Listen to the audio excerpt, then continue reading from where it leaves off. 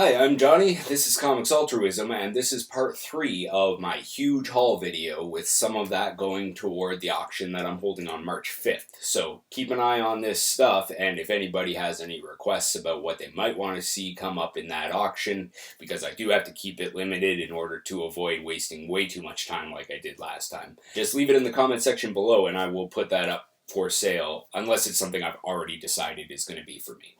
Alright, here we go, part 3 of that haul video. Alright, so this is a pretty wicked haul, and if anybody wants to know how my personal philosophy and feminist approach to things allows for this kind of purchase, just go back and watch part 2 of this whole 4-part haul series, because I explain it, I guess, fairly well in there. So this one, it was all or nothing. So I had to buy everything, even though there were only a handful of things in the listing that I actually wanted. And this is a Kijiji purchase. Kijiji, for Americans, is the equivalent to Craigslist in the United States. So I got a bunch of stuff. Swords of Sorrow, number 1 and number 2. If you want any of this to go up for sale in my next auction on March 5th, just leave it in the comment section below and I will definitely do that. These are all one-shots following here. Black Sparrow and Lady Zoro, Swords of Sorrow.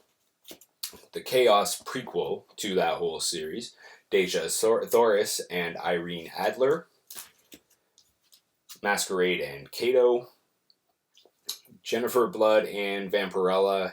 It's a 4-parter, but he only had the first 2. I'm just going to keep flipping through these. The wife was actually pretty adorable because she was talking about how her husband, who spent 15 years in Korea, he purchased most of these there.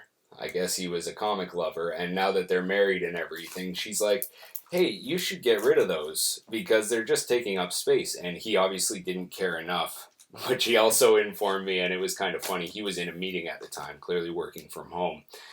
This is a full set of the She Way of the Warrior story arc. Anyway, she explained that he was in a meeting, and then she just kind of found it adorable that my wife and I kind of joke and banter about that too. There's number 6, number 7. She'll be like, I'm going to go touch your comics.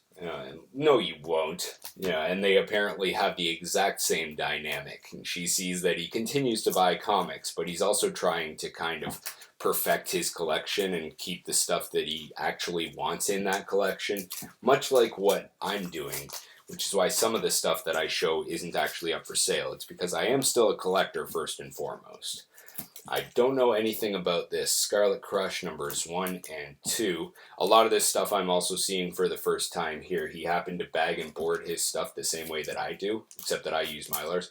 Cave Woman Toy Story. I think that's a one-shot. I don't know anything about Cave Woman. Or most of this risque kind of stuff, I have no idea. Cave Woman Primal, that looks like a one-shot as well. Purgatory, I did look this one up. This is like a preview to one of the 90s runs. It's actually got some value to it, so that's cool.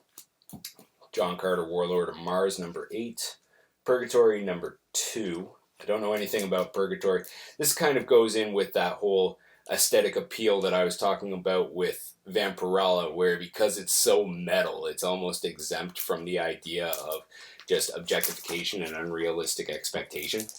So, this one's Pleasures of the Flesh, Lady whatever, I'm not going to try to pronounce it, number 1. There's Vampy, number 1. Don't know anything about that character either. These are some bags and boards that I forgot I left in there to separate. These ones are weird. Like, this one's actually worth something. High Impact Studios. This is Double Impact, number 1. It's a special, like, translucent chrome kind of cover. So I happened to look those up before I even bought this set. Don't know anything about Nira Cyber Angel, probably worth nothing. It's more Double Impact, doesn't have the issue number on it. This one's funny, like how blatant can you get? But I kind of love it for that. It's like, it's got a sense of humor, I hope.